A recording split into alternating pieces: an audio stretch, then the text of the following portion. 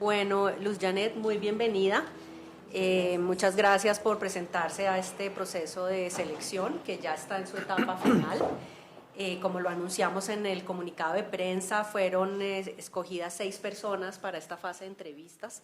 Hoy estamos ya en el segundo día de entrevistas. Me presento, yo soy María Camila Moreno, soy la delegada del Centro Internacional para la Justicia Transicional al Comité de Selección de Escogencia.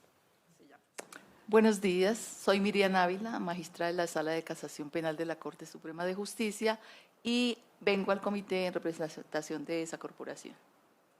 Muy buenos días también, mi nombre es Marcy Mirsky, vengo como delegada del Secretario General de Naciones Unidas. Buenos días, mi nombre es María Clemencia Castro, soy delegada de la Comisión Permanente del Sistema Universitario Estatal SUE. Álvaro. Yo soy Álvaro Gil Robles, de España, les saludo, soy profesor de universidad y abogado y represento aquí al Tribunal Europeo de Derechos Humanos. Muchas gracias. Bueno, Luz Janet, voy a explicarles la metodología de la entrevista. La entrevista tiene 3 bloques. Vamos a iniciar con una intervención suya de 5 minutos con una pregunta que le vamos a hacer a continuación. Luego tenemos un segundo bloque de 5 preguntas y luego un último bloque con unas preguntas más específicas y complementarias. Tenemos 1 hora para la entrevista, puede ser menos, pero no más. Entonces, le recomendamos que esté atenta también al tiempo porque nos interesa que pueda responder a todas las preguntas que le vamos a hacer. Entonces, para que no se alargue mucho en algunas y luego que le quede poco tiempo. Entonces. Sí, señora. Entonces, vamos a empezar con la primera parte, que es esta intervención de 5 minutos.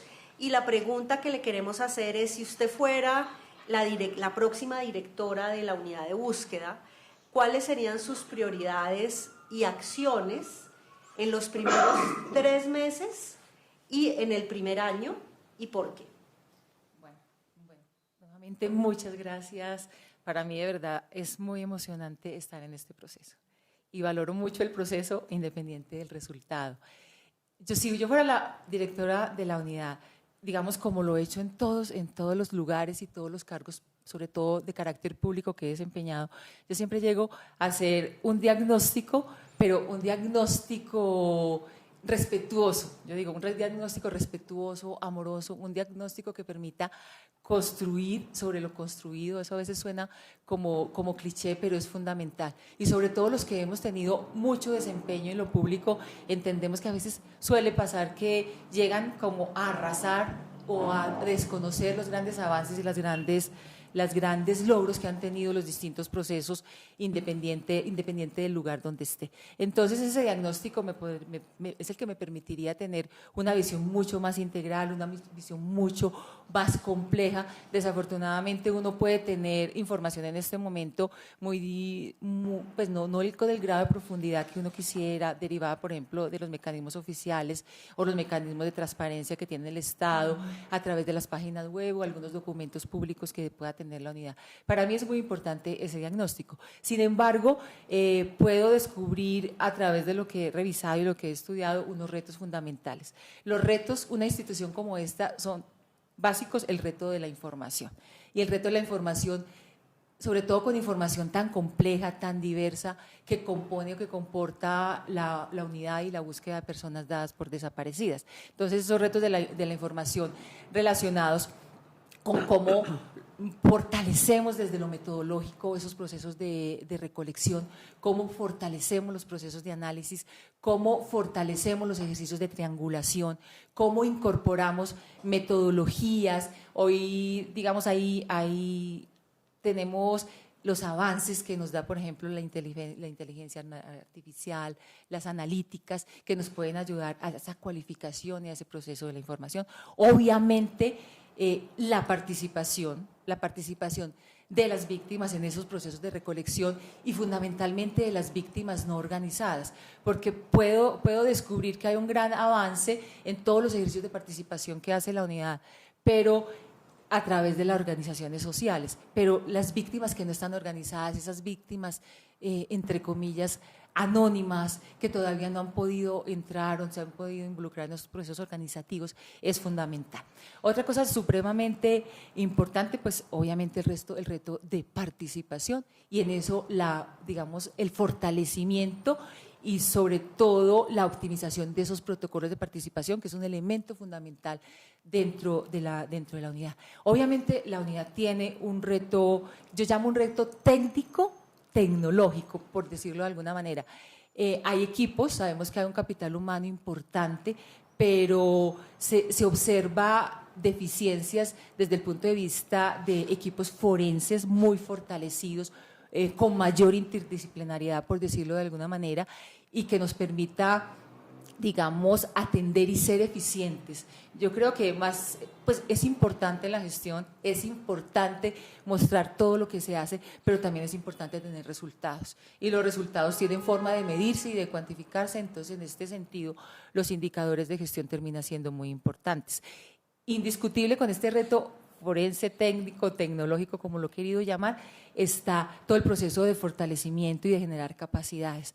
Creo que todavía el país está muy débil en la generación de esos procesos de formación, de capacitación de este talento humano tan cualificado y tan específico que requiere los procesos pues, humanitarios y extrajudiciales que se desarrollan desde la unidad de víctimas. Obviamente hay un reto para mí de tipo administrativo y creo que basado fundamentalmente en la experiencia que tengo como administradora pública, en que siempre en lo administrativo hay muchas cosas por mejorar.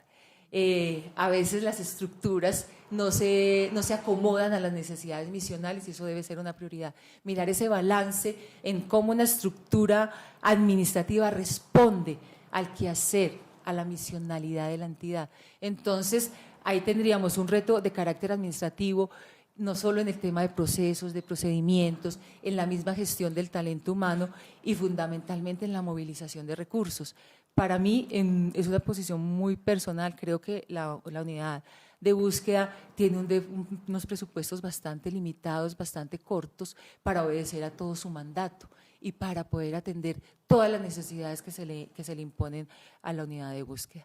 Entonces, yo podría cerrar en estos retos las cosas que haría, partiendo de ese diagnóstico fundamental, entender muy bien la unidad, entender muy bien todo lo construido, pero también todo lo que falta por construir y generando todas las posibilidades y articulando todas las necesidades, porque obviamente hay un reto muy grande de articulación con la institucionalidad del Estado, sobre todo, que todavía vemos que ese ejercicio de complementariedad de recursos, de apoyo mutuo, de armonía, inclusive de interseccionalidad, todavía tiene debilidades. Entonces, en esto resumiría esos primeros días. Muy bien, muchas gracias, Luz Janet. Álvaro.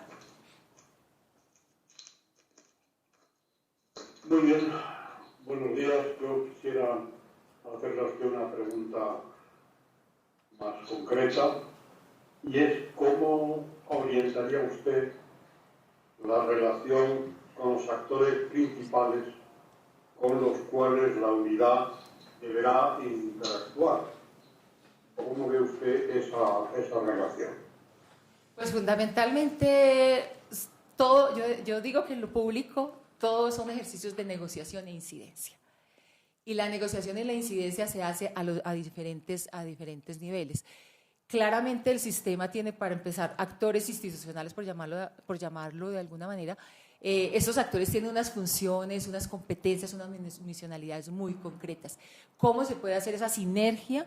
Cómo esa sinergia solo se hace desde los espacios de concertación, de negociación y desde los diálogos deliberativos. Es un componente fundamental, al igual que con las organizaciones de la sociedad civil. Entonces, finalmente son ejercicios de mesas de trabajo, son ejercicios de reunión, son ejercicios de diálogo permanente, de diálogo participativo, obviamente desde el rigor también técnico, cómo podemos incluir en estos ejercicios tanto de articulación como incidencia, metodologías que nos ayuden a direccionar y a concretar sobre todo no solo las apuestas de la unidad, sino también las apuestas convergentes que tienen estas otras entidades y todos estos actores, tanto, insisto, actores sociales como actores institucionales y fundamentalmente las víctimas, porque todos sabemos y según el mandato de, pues no solo de los acuerdos de paz, sino también de esta institucionalidad que se crea para darle vida y para poder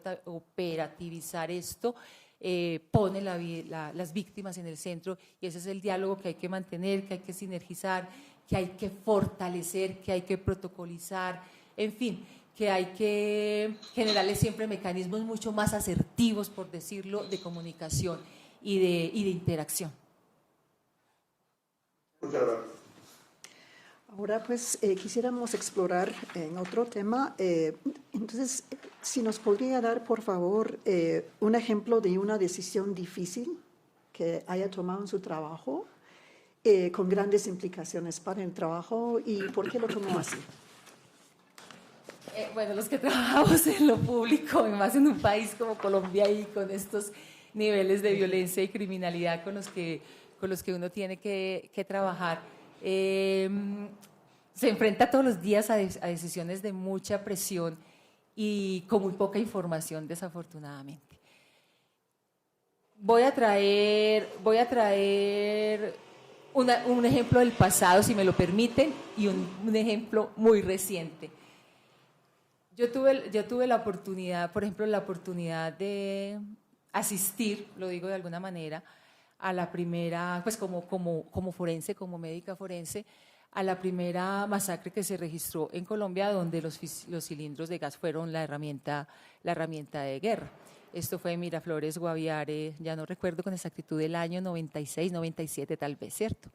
Nos desplazamos desde Medicina Legal, un equipo forense compuesto por, obviamente, inequidad de género, 5 hombres y una mujer, atender todos los procesos de necropsia y de identificación de estas personas. Solo llegar allá y decidir irnos, lo que yo digo, en un proyectil bomba, porque íbamos en un avión del ejército que iba lleno de munición, cargado de munición. Eso para nosotros y fue, digamos, pero lo teníamos que hacer y punto. Es decir, nos dijeron todos los riesgos que implicaba eso, ir en este vehículo. Lo hicimos y fuimos y estuvimos allá. Se hicieron la recuperación, nos trasladan todos los cadáveres a San José del Guaviare y una atención fuerte, digamos, con la institucionalidad del momento, sobre todo para desarrollar de manera rápida las necropsias de estas personas. Hubo un momento para mí de muchísima tensión en que nos tuvimos como una discriminación, porque hasta en estos momentos puede verse la estigmatización y la discriminación, donde una persona, no voy a decir la institucionalidad, me dice, allá le dejé en tal parte tirados por decir algo, sus guerrilleros. Y yo, ¿pero por qué no los trae acá? Y me dice, no los voy a traer acá y no los voy a juntar con otro bando, con otros actores del conflicto. Entonces, así que haga lo que quiera. Y yo le dije, listo, no me importa. Entonces yo le dije, ¿y usted por qué estigmatiza y por qué hace eso? Y me dice, pues por la forma como está vestido. Y yo le decía, ¿de verdad para usted el criterio es la forma como está vestida una persona? Pues a mí no me importa, para mí en este momento lo único claro para mí es que él es un colombiano y me voy a hacer a donde sea lo que tenga que hacer. Entonces salimos al lugar y lo hicimos. Con tan mala suerte o tan buena suerte, no sé cuál sea lo que se pueda decir, logramos hacer la identificación demasiado rápido solo por huella dactilar. Y cuando hicimos la identificación nos dimos cuenta que no era lo que él pensaba. Y decirle eso, pues a él fue un ejercicio interesante desde el punto de vista, porque fue acá hasta un momento pedagógico, lo puedo entender así. Como mira todos los prejuicios que tenemos como sociedad, los que nos ha llevado a este espacio, a este momento del conflicto, y cómo en un momento tan crítico como este, prevalece sus prejuicios y no pensamos finalmente en el bienestar, no pensamos en la madre que está esperando esta persona, no esperamos al menos la posibilidad de esclarecer lo que pasó, de esclarecer quién es, esa es una cuestión del tiempo pasado. El momento presente, ustedes saben que el año antepasado tuvimos el estallido social en Bogotá, como ustedes también lo saben. Yo en este momento trabajo en una institución que se llama Transmilenio, donde seguramente para todos ustedes es absolutamente extraño que una persona como yo esté en esta institución. La verdad, yo creo que uno tiene que permear lo que hace a todos los lugares que va, y tuve la oportunidad de llegar a Transmilenio para desarrollar algo que se llama yo lo llamo la seguridad humana. La seguridad humana porque soy la directora técnica de seguridad de Transmilenio, y Transmilenio para mí no es un sistema de transporte. Para mí Transmilenio es el vehículo que materializa, y lo digo hasta con mis compañeros de trabajo todo el tiempo, no es un servicio público esencial. Transmilenio es el vehículo que garantiza el derecho a la movilidad, y garantizar el derecho a la movilidad es garantizar el derecho a la libertad. Entonces, desde esa perspectiva, yo trabajo allí y me toca gestionar en Transmilenio la seguridad humana del sistema, la atención de las urgencias y las emergencias que se realizan en el sistema. Dentro de todo esto está incluido, por ejemplo, la cantidad de víctimas de violencia y acoso sexual que se registran obviamente en un sistema de transporte masivo, todo lo que tiene que ver con la violencia y la criminalidad inclusive estructurales del sistema, con las redes de explotación de niños y niñas, por ejemplo, que hay en el sistema, toda la complejidad que tiene, digamos, la venta informal, en fin. Gestiono la seguridad vial, que como ustedes saben, la seguridad vial, y ahí conecto con el tema de víctimas, produce cantidades de víctimas al año en este país, y todo lo que tiene que ver obviamente con la seguridad ciudadana y la seguridad física del sistema. Entonces nos tocó atender, y el centro del estallido social en Bogotá finalmente fue el sistema, porque era la forma de paralizar y de bloquear realmente la ciudad, y yo creo que ese fue el momento en que la ciudad entendió que Transmilenio es el principal activo estratégico que tiene la ciudad. Un día estábamos en el puesto de mando unificado con las autoridades distritales y estábamos presenciando en vivo y en directo a través de nuestros sistemas de monitoreo la palabra adecuada no la sabemos, el secuestro, la retención de un bus lleno de pasajeros, y que fue, digamos, por las personas de la protesta, fue dirigido hacia uno de nuestros portales, que era el centro del conflicto, que ustedes seguramente lo recuerden, que lo llamaban el portal de la resistencia, que era el portal de las Américas. Estando allí, estaba acompañando al gerente como su asesora, y el gerente, y empezamos, cuando pasa esto, empieza la presión por la decisión. ¿Qué hacemos? Lo recuperamos.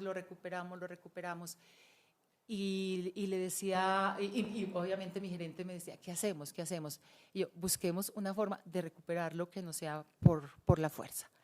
Tiene que ser un ejercicio de diálogo, tiene que ser un ejercicio de negociación, tiene que ser un ejercicio que no ponga en riesgo a las personas que van dentro del articulado, tiene que ser un ejercicio, es decir, un ejercicio distinto por las grandes implicaciones que tendría pues digamos ese momento tan difícil, y entonces entender la presión de las autoridades, recuperémoslo, no podemos dar este mensaje, y el gerente y yo vamos a apostarle a una recuperación tranquila. Pude movilizar a todos mis gestores de convivencia que tenían el territorio, lograron ingresar al bus y lograron recuperar el bus sin que pasara absolutamente nada. Entonces, ahí se combina, como lo señalo, la presión por las decisiones, una cantidad de actores institucionales demandando por una forma, unos protocolos, unas metodologías X, nosotros apostándole a unas metodologías distintas para hacerlo, y bueno, y hoy no, definitivamente de algo que no nos arrepentimos es haber hecho eso, porque finalmente es la forma como creemos que deben pasar las cosas en el sistema. Muchas gracias. Por la aproximación que usted ha podido tener a la unidad, seguramente ha podido enterarse de las tensiones laborales actuales que existen al interior de la unidad. ¿Cuál sería la estrategia suya para enfrentar esa situación y qué de su experiencia anterior le puede servir para ese fin? De mi experiencia, voy a empezar por el final. De mi experiencia anterior rescato mucho. Yo sé digamos las grandes tensiones, porque no creo que sean dificultades, siempre lo veo más como retos, las grandes tensiones que a veces le ofrecen a la institucionalidad del Estado las organizaciones sindicales. Desde mi experiencia en medicina legal y desde mi experiencia mucho con el Instituto Colombiano de Bienestar Familiar, y las menciono a estas dos en particular porque tienen sindicatos muy fuertes y muy comprometidos, por decirlo de alguna manera, y con mucha claridad sobre el papel que tienen que desempeñar como organización sindical y el valor que le ofrecen las organizaciones sindicales a las distintas entidades. Yo siempre creo que las organizaciones sindicales tienen que ser muy capitalizadas, por usar un adjetivo importante. Obviamente no coadministrar, eso es un principio fundamental también de la función pública, pero siempre entenderlos como unos aliados, siempre entenderlos como unas personas que, pues digamos, unas organizaciones y unos procesos institucionales que entienden, que reconocen las dificultades, muchas veces son hasta un gran puente de conexión entre la alta gerencia, los cargos directivos y los profesionales que son la fuerza viva o que mueven la institucionalidad. Entonces, siempre creo que el ejercicio de escucha activa, el ejercicio de buscar las causas fundamentales que están generando esos conflictos o esas problemáticas institucionales siempre tienen que ser dilucidadas, porque solo a partir de dilucidarlas se pueden construir se pueden construir o diseñar las construcciones que nos puedan ayudar a mejorar esas problemáticas institucionales. En particular, creo que también uno muchas veces necesita también acompañamientos externos, porque a veces la objetividad se puede nublar, se puede sesgar entre posiciones que puedan ser pues, diametralmente opuestas. En ese sentido, siempre hay que recurrir a otras instancias que puedan ayudar, que puedan acompañar esos procesos, instancias institucionales y no institucionales. Por decir algo, los ministerios, el Ministerio de Trabajo resulta siendo un buen aliado y un buen partner, un buen acompañante para este tipo de ejercicios. Pero al igual que, digamos, yo creo que uno puede aplicarle a todo la metodología, pues la metodología del método científico, yo lo llamo así claramente. Tú tienes que reconocer el problema, es decir, llenar de datos, llenarte de información, llenarte de argumentos, hacer los análisis propicios y con esos reconocimientos, esos análisis propicios, llegar a la construcción de estas soluciones que puedan contribuir y que pueda tener a todas las partes. Como todo proceso de negociación, siempre necesita disponibilidad, necesita claridad y necesita disposición. Finalmente, para conversar, para negociar, la disposición es un elemento fundamental. Entonces, sé que hay tensiones en ese sentido. Creo que un gran componente de las tensiones, y eso ha pasado sobre todo derivado de que a veces las organizaciones de corte social, las organizaciones que tienen estas responsabilidades tan importantes y sobre todo las organizaciones que están en contacto todo el tiempo con el dolor, con el sufrimiento, a veces fallamos, y lo reconozco históricamente, en generar todos estos mecanismos parareando, no sé, de tener sistemas internos de cuidado, de tener sistemas para cuidar al cuidador, por llamarlo de alguna manera. En fin, todo este tipo, y muchas veces los malestares están en estas cosas que son tan básicas y que es lo mínimo que le puede uno pedir a una institucionalidad que tiene la función, por ejemplo, de restablecer derechos. Entonces, esto habla de la coherencia, ¿cómo quieres trabajar en restablecer los derechos de los otros si no empiezas por restablecer los derechos y por garantizar los derechos de la fuerza que te ayuda a que eso pueda ser garantizado? Entonces, el tema de revisar el cuidado del otro, el sistema del cuidado del otro dentro de la unidad, yo creo que es un elemento importante para iniciar estas conversaciones. Bueno, ¿qué haría usted para asegurar que la unidad asuma plenamente su papel de entidad rectora de la política pública de la búsqueda? Yo creo que estamos en este momento y revisando las bases del plan de desarrollo, estamos en un buen momento, en un momento histórico muy favorable. Es decir, cuando el plan de desarrollo nos habla de una gran transformación que se llama seguridad humana, pues concepto que apropio no solo por mi formación pues como médica, como epidemióloga, sino por mis otras tradiciones de pensamiento. Entonces, cuando el plan de desarrollo habla de esto y cómo habla de un sistema, ¿cierto? De un sistema nacional integral para la búsqueda de las personas dadas por desaparecidas, está poniendo una plataforma, digamos que política, está poniendo una plataforma obviamente normativa que se va a derivar de allí, y lo vemos porque el mismo plan de desarrollo ya ha definido un artículo, el artículo 158, que habla de este sistema. Y obviamente, para empezar, eso es un momento político importante que va a hacer que las funciones, la misionalidad, el mandato de la unidad de víctimas, de la unidad de búsqueda de personas desaparecidas sea mucho más operativizable, por usar una palabra un poco pragmática. Entonces, para mí eso es un elemento fundamental y un componente fundamental en este momento. Y porque eso nos puede dar las garantías de que todo para lo que se definió la unidad de búsqueda puede ser implementado. El concepto de sistema. Desafortunadamente, yo creo, y la experiencia a lo largo de todos estos años en el Estado me ha demostrado que uno de los grandes retos, y lo mencioné al principio, de la articulación, no sea porque de verdad no tenemos el enfoque sistémico y entender la concepción del sistema y qué significa la articulación y el engranaje de todos esos componentes del sistema es fundamental, y más, digamos, todas estas instituciones y mecanismos generados en el marco de la justicia transicional. Entonces, para empezar, eso, digamos, a mí me da mucha esperanza y me parece que es un momento muy propicio. Obviamente hay que hacer arreglos normativos, hay que hacer arreglos institucionales, y creo que coincide esta pregunta mucho con los retos que definí al principio, porque significa esa acomodación, esos ajustes internos del sistema y esos ajustes externos del sistema hacia toda la institucionalidad con la que tiene que trabajar. Entonces ahí viene toda la interacción y la articulación con la cantidad de instituciones que harían parte de ese sistema, y una articulación más fluida, una articulación mucho más protocolizada, una articulación que entienda la urgencia de estos procesos.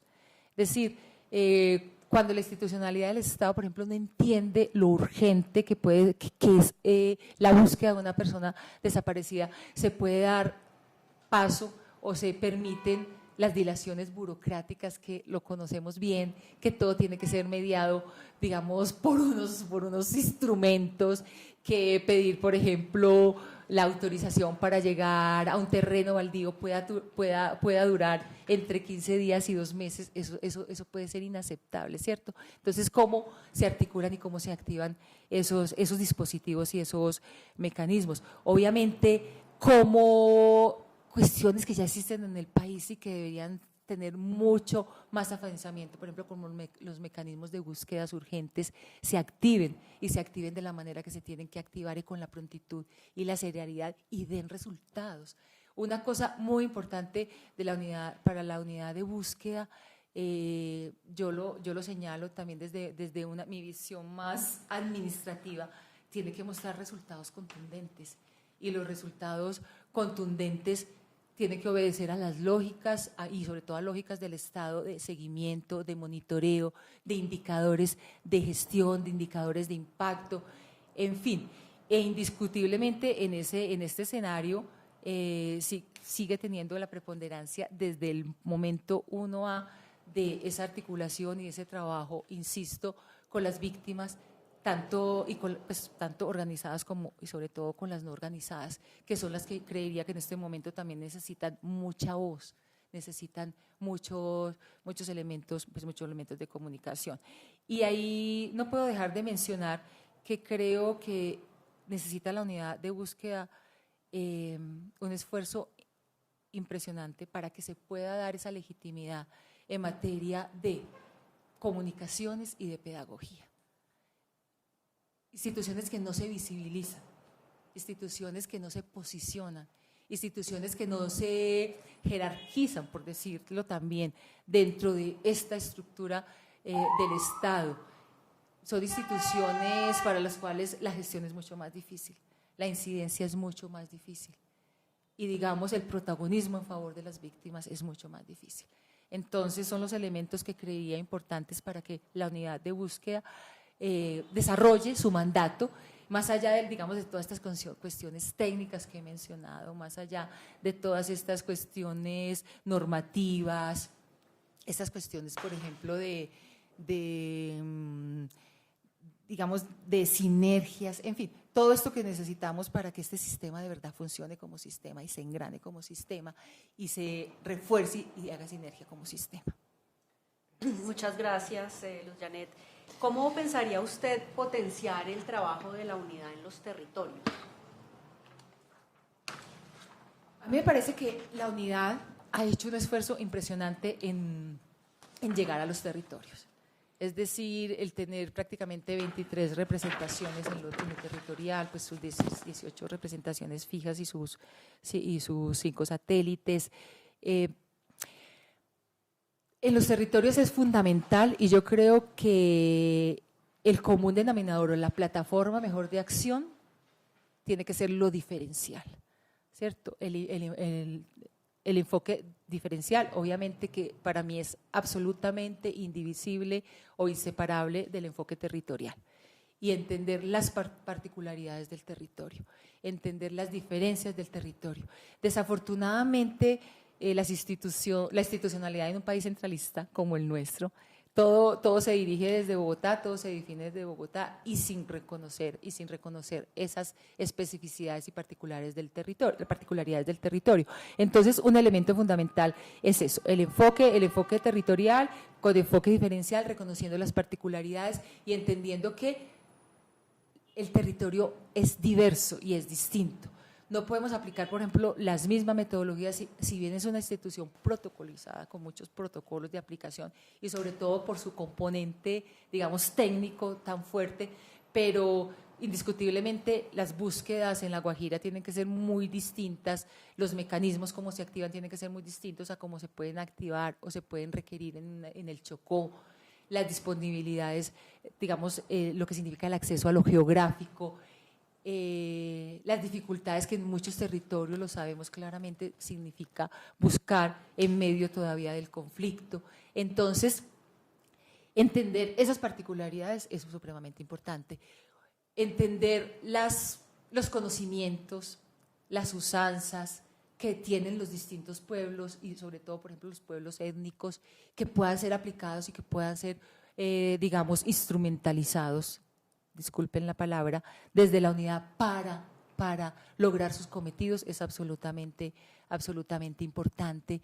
Entender, por ejemplo, yo pensaba en estos días en cómo son los temas de seguridad en el territorio y cómo los temas de seguridad a veces limitan ese despliegue técnico para garantizar y para tener resultados en materia de búsqueda de las personas y cómo tenemos tantos mecanismos que probablemente no se usan, no sé hasta qué punto la unidad de búsqueda usa, por ejemplo, permite la participación, por ejemplo, las guardias indígenas para blindar los territorios cuando hay un desplazamiento, por ejemplo, hacer ejercicios de prospección o hacer ejercicios pues, de localización y de recuperación de cuerpos, en fin, todo, digamos, y la mirada territorial solo se entiende estando en el territorio, recorrer el territorio. Algo de lo que yo agradezco mucho de todas las oportunidades que me ha dado a mí la vida de trabajar en todos estos diversos temas es que me permitió conocer esta geografía inmensa, diversa, a veces hostil, a veces, muchas veces maravillosa, hermosa, pero solo cuando tú estás allá lo reconoces y ni siquiera muchas veces es un tema de conocimiento escrito, es casi cosas que se sienten a través de la piel, a través de los poros y eso solo se logra estando allá. Solo se logra entendiendo esas particularidades, entendiendo también que la lógica de la institucionalidad del Estado en lo territorial es muy, muy diferente a la lógica de la institucionalidad central, por decirlo también así, la importancia del aprendizaje de otros procesos sociales que puede que no estén relacionados de manera directa digamos, con la búsqueda de personas desaparecidas, pero que sí interseccionan. Y la interseccionalidad se vive y se siente mucho más ahí en el territorio. Entonces, creo que la unidad de todas maneras sigue teniendo también retos de cobertura, de ampliar su cobertura territorial. Entiendo que los ejercicios territoriales obedecieron a unos criterios muy importantes de priorización hecho con las mismas organizaciones, pero igual queda faltando esa cobertura, hay terrenos, creo, de esta geografía que todavía tienen que ser abordados, cubiertos, que necesitan presencia directa, que necesitan presencia institucional y que necesitan que la sociedad, las comunidades sientan de manera directa esa presencia permanente y decidida. Muchas gracias, María Clemencia. Sí. Pasamos ya a las preguntas más específicas. Sí, una primera pregunta sería, ¿cuál ha sido su experiencia de trabajo con organizaciones de víctimas de desaparición, familiares de desaparición, y cómo plantearía la relación siendo directora de la unidad? Digamos, he tenido varios momentos de mi vida que he tenido estas interrelaciones y estas experiencias. Digamos, los más antiguos, los anteriores, se remiten a mi paso por medicina legal. Pues estuve en medicina legal, tuve un crecimiento en medicina legal desde ser una médica forense de una unidad básica en Antioquia, Yarumal en Antioquia.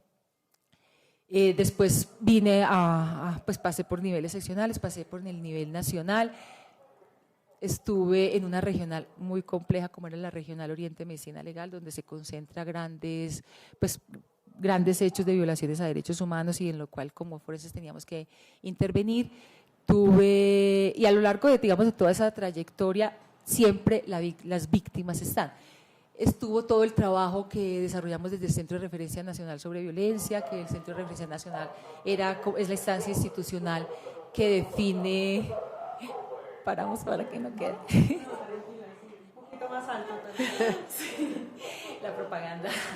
Entonces, el Centro de Referencia Nacional sobre Violencia, digamos, el trabajo con víctimas y el trabajo con comunidades era fundamental para la definición de la información que se procesaba desde allá y sobre todo para la interpretación, para el entendimiento de los datos, pero también para toda la definición y construcción, o sobre todo los aportes que se hacían de medicina legal a la construcción de políticas públicas relacionadas con víctimas. Y yo cuando hablo de víctimas tengo, digamos, un paraguas bastante grande, porque lo que señalé hace un rato, he tenido interacción con diferentes organizaciones de víctimas de muchos temas, no solo las víctimas de desaparición, de desaparición.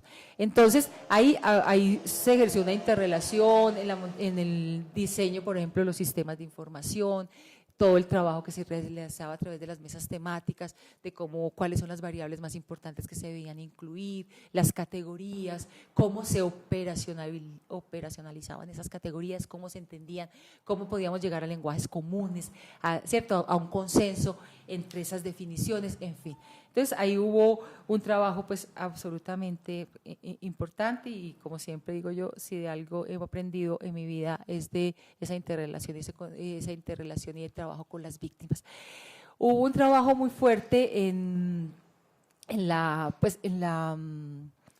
posición que tuvimos en el Centro de Memoria Histórica en la construcción del primer informe pues, que se hace desde este lugar en materia de desaparición forzada, de desaparición en Colombia.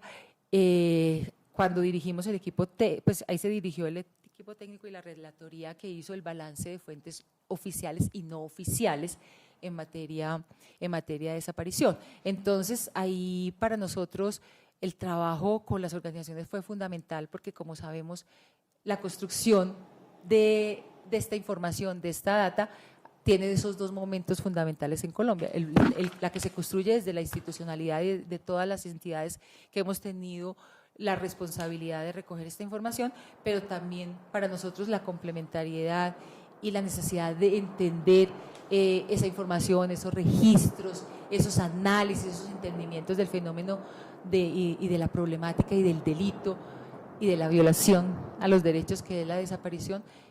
Hubo mucho trabajo con las organizaciones para esos propósitos. Entonces ahí se combina específicamente la experiencia y la interrelación con las organizaciones de víctimas de desaparición. Y en su trabajo como directora, para yo, digamos, volver a precisar sobre la pregunta, en su posible trabajo como directora de la unidad, ¿cómo plantearía esa relación con las organizaciones de víctimas de desaparición y de familiares, organizaciones de familiares de desaparición? Eso tiene que ser un proceso de comunicación abierta, permanente, directa, continua. Lo decía como al principio de mi intervención, muy potencializada, pero también creo que debe ser muy protocolizada. Y cuando quiero decir protocolizada es solo para garantizar, ¿sí? Como un ejercicio de garantía. Yo creo que los protocolos finalmente nos facilitan eso, tener las mejores prácticas, incorporar esas mejores prácticas, incorporar los aprendizajes no solo regionales, sino de otras latitudes, a cómo ha sido esa interrelación. O sea que finalmente se construye sobre unos mecanismos para comunicación directa, comunicación asertiva y sobre todo como una entrega permanente en cumplimiento también del mandato de la información, porque sabemos que esa información transparente, esa información construida rigurosamente, esa información que tiene que fluir y que pues tiene que ser absolutamente confiable, tiene que estar muy disponible para todos los actores y en particular para las organizaciones. Entonces, esa construcción de esos, pues, seguramente ni siquiera será construcción, esa formalización, esa revisión, también necesita un diálogo con ellas para entender qué fortalezas ha tenido esa comunicación hasta ahora, qué debilidades, y sobre esas debilidades cómo podemos definir nuevas rutas, nuevos caminos, nuevas estrategias para que esa comunicación que tiene que ser fluida siga siendo mucho más fluida y mucho más sinérgica. Obviamente también definir acuerdos sobre esa participación, no solo desde los procesos de recolección, que es el elemento fundamental también de la unidad de búsqueda, sino también, por ejemplo, en la participación en los distintos procedimientos de recuperación. En fin, ahí hay muchos elementos que son de carácter técnico, pero también hay componentes que son más del humano y de la comunicación como un proceso humano fundamental.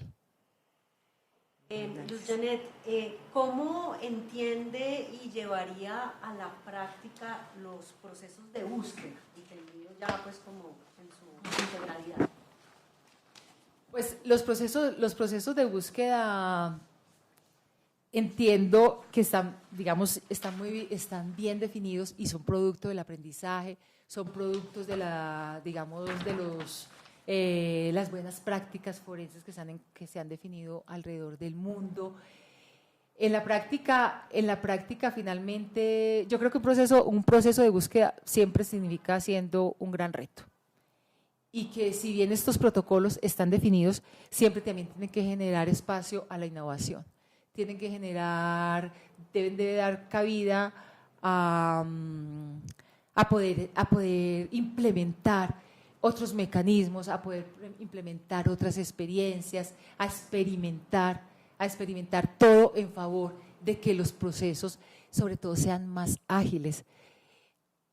Alguien dice que hay que hacerlo pausado, pero con eficiencia. Y yo soy una convencida de eso porque finalmente tiene que generar resultados. Digamos, está claro cómo se recoge la información, está claro cómo se desarrollan los procesos de prospección. Creo, lo dije hace un rato, la interdisciplinariedad es absolutamente importante, pero no advierto, puedo ser impertinente diciendo esto, pero advierto que, por ejemplo, dentro de los procesos de búsqueda, dentro de lo práctico, falta mucha capacidad aún a pesar de que la unidad sea una instancia extrajudicial, pero creo que los conocimientos de la investigación criminal deben ser incorporados allí. No, digamos, sin alejarse de ese carácter extrajudicial, pero sí esos aprendizajes y esas técnicas y esas metodologías. Muchos de los procesos de búsqueda están muy apalancados hoy en investigadores más de corte social. Necesitamos investigadores criminales en esos procesos. Es una de las cosas que creo que se me ocurre que podrían hacer mucho más eficientes y mucho más impactantes los resultados de los procesos de búsqueda. En la práctica hay que trabajar mucho en los ejercicios de sistematización de la información, más cuando esta información es información que digamos, que no es información, perdonen la palabra, no sé si sea redundante la palabra, sistematizada. Es decir, todo lo que acompaña un proceso puede ser información muy organizada, muy estructurada, pero hay mucha información que no tiene ese tinte y esa naturaleza. Entonces, ¿cómo se pueden organizar y cómo se pueden triangular y cómo se implementan herramientas tecnológicas y metodologías que permitan hacer esos cruces, esos análisis que complementen las informaciones cuantitativas, por ejemplo, con las informaciones cualitativas? En fin, que el espectro hoy de la información y más con las tecnologías de la Big Data, con las tecnologías de analítica de datos, en fin, ahí yo creo que en lo práctico eso ayudaría mucho a tener resultados en materia de búsqueda. Entonces, son dos cosas que para mí son importantes y que tienen que fortalecerse en la práctica en los procesos de búsqueda. Insistí hace un rato cómo en la práctica, en los procesos de búsqueda, incluimos los aprendizajes de las comunidades. Lo que han hecho históricamente las comunidades en el marco del conflicto, por ejemplo, se han autocuidado, se han autoprotegido, cómo esos aprendizajes de las comunidades pueden ser incorporados en esos despliegues técnicos y operativos, por decirlo, para mí son elementos fundamentales. Gracias, Luz Janet. ¿Alguna pregunta adicional? Sí, gracias. En relación con su última respuesta, esa visión suya de incorporar en la búsqueda extrajudicial el modelo de investigación criminal no podría interpretarse como ponerle más obstáculos o camisas de fuerza a esa búsqueda extrajudicial. Yo creo que puede ser, yo lo veo por eso lo decía como un elemento que aporta, pero no el elemento sustancial. Un elemento que transfiere conocimiento, que transfiere tecnología, que transfiere prácticas, pero obviamente no lo determinante del proceso. Y obviamente tendría que ser también con recursos propios. Es decir, no se puede entender como que, por ejemplo, las instituciones de este país destinadas a la investigación criminal participen de manera directa en el proceso, sino que personas que tengan ese bagaje, que tengan ese conocimiento, que hayan apropiado esas técnicas, puedan hacer parte de los equipos interdisciplinarios que hoy ya salen a terreno, que ya hoy están en el campo. La pregunta era sobre el mismo tema, un poco cómo conceptualizaba pues, esa inclusión de las técnicas de la investigación criminal, porque si típicamente lo pensamos como más engorrosos, que consumen más tiempo por la particularidad, y usted ha hablado mucho de agilizar, de hacer más eficiente, entonces quería entender un poco mejor. Sí, insisto, es tener esa experticia ahí, pero no desde la institucionalidad que ya lo hace.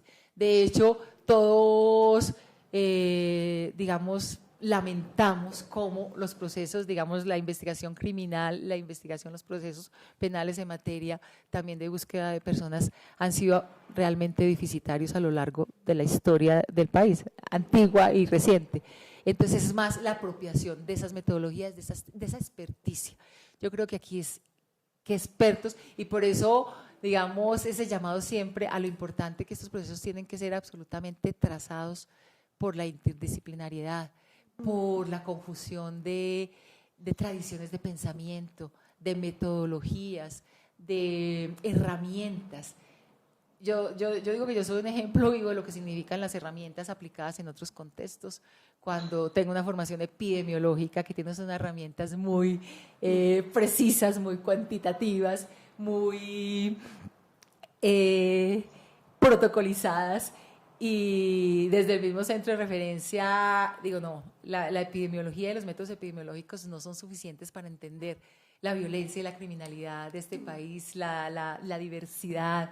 Entonces necesito aquí sociólogos, necesito aquí antropólogos, necesito aquí economistas, necesito aquí comunicadores, necesito acá, y entonces cómo todas esos conocimientos, esas prácticas, esos métodos se pueden conjugar y crear nuevos métodos. Por eso yo creo que es tan importante en la unidad de búsqueda una oficina que creo que es oficina asesora de gestión de conocimiento, que si pudiera hacerlo, creo que cambiaría la estructura y la pondría en un papel mucho más transversal, mucho más protagónico, mucho más elevando cada vez más el estándar de cómo se deben hacer las cosas, del qué se debe hacer y el cómo se debe hacer y el con quién se debe hacer y el cuándo se debe hacer y el cómo se debe hacer, en fin, que ayude de manera mucho más decidida a resolver esas problemáticas.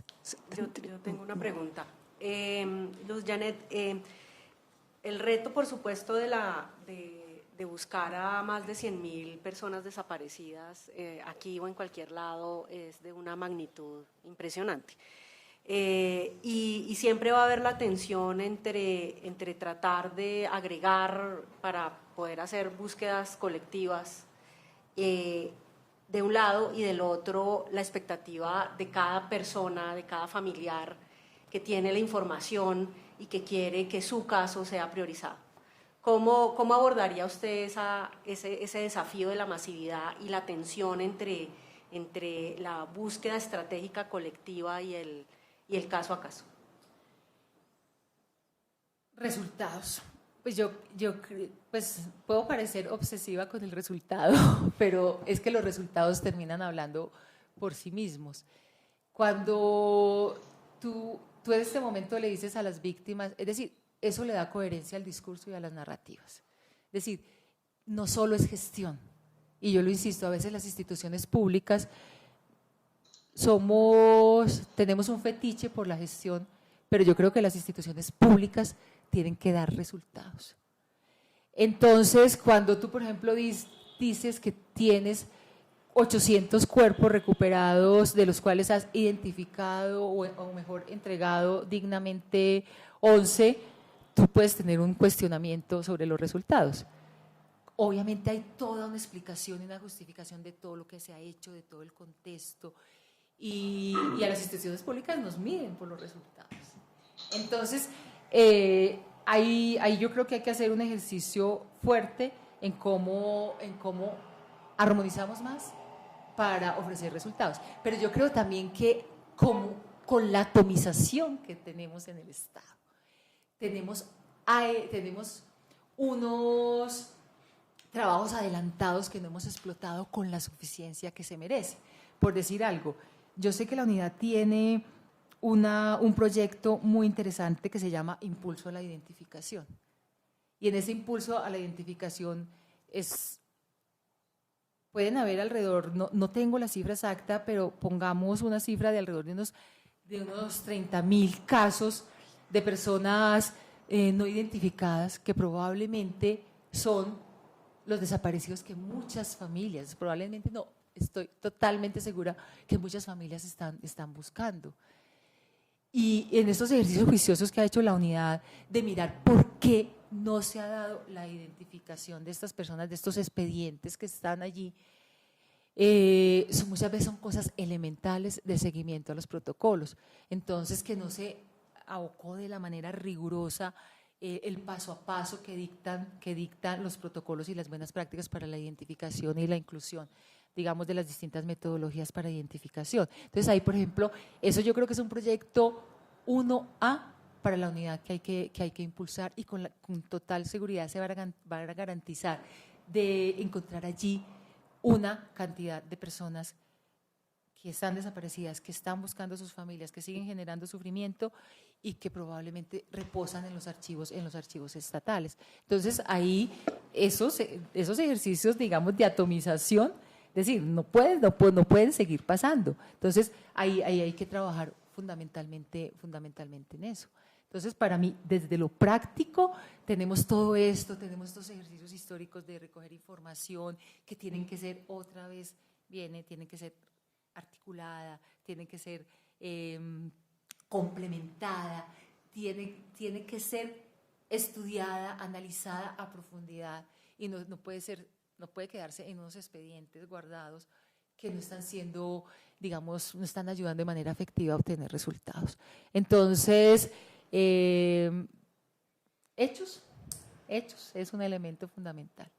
Y hechos en el proceso, pero también hechos en los resultados. Gracias. Una pregunta más, solo si se puede, ¿sí?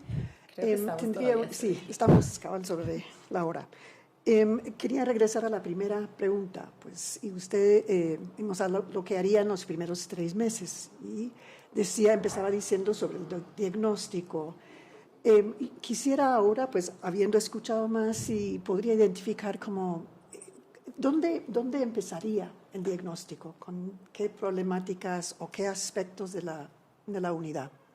Pues siempre, las instituciones no existen solas, es decir, las instituciones se hacen para un objetivo misional, pero siempre tienen que tener un estándar, tiene que tener un componente de apoyo fundamental. Entonces necesitaría conocer claramente cómo se está generando ese balance de la operación de la unidad desde lo misional y desde sus componentes de apoyo de soporte a la gestión. Eso, la administración pública es un apostolado, pero requiere técnica. Y requiere conocimiento y requiere destrezas y requiere unas habilidades muy específicas.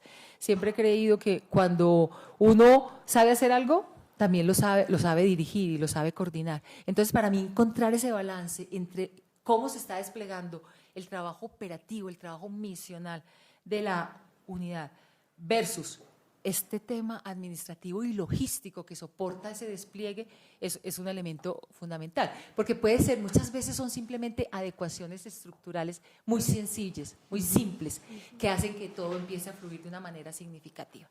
Entonces ahí hay un reto fundamental.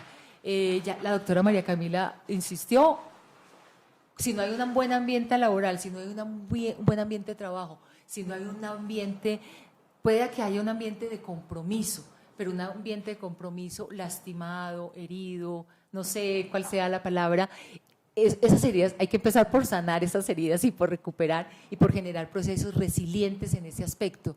Porque, digamos, yo tengo una teoría y sobre todo después de haber trabajado y de haber coordinado grupos tan enormes como los que me ha tocado coordinar, es decir, trabajar, por ejemplo, en este momento mi equipo, en mi actual trabajo es un equipo de 1.500 personas, mi equipo en Medicina Legal eran cerca de 2.000, en el Instituto Colombiano de Bienestar Familiar eran cerca de 1.000 personas.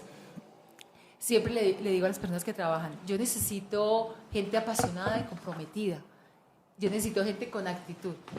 Eso para mí muchas veces es suficiente porque lo práctico, lo técnico se aprende. La actitud y la pasión y el compromiso, no. Eso es inherente, eso tiene que ser inherente a ti como ser humano. Y más cuando vienes a trabajar en temas y en problemáticas tan complejas y tan diversas como esta. Entonces, para mí eso sería un elemento fundamental. Y probablemente 3 meses sería demasiado tiempo para tener esa claridad. Seguramente sería mucho más rápido. Bien. Bueno, muchas gracias, Luz Janet, por venir. Nos comunicaremos. Muchas gracias y buen día. Muchas gracias, de verdad agradezco mucho y estoy muy feliz de haber participado en este proceso. Gracias, buen día.